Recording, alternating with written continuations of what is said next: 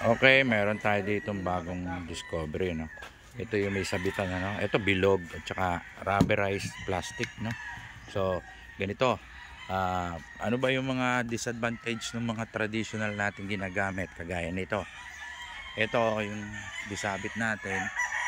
May kanto to eh. So, rectangle tong hirap nito linisin. Unlike kung bilog, ang dali-daling linisin at mas matibay siya kasi makapal yung kanyang hook, ano. Yung ito, ang nipis minsan, madalas hindi minsan nababali ito. Pag nabali yung isa niyan, goodbye. So pwede ito dito sa mga ganito, and also dito sa mga cages na ganito. Ito mga cages na ganito or sa battery type pwede rin. Sakto din yan dyan, pasok na pasok yan dyan. Okay, ayan.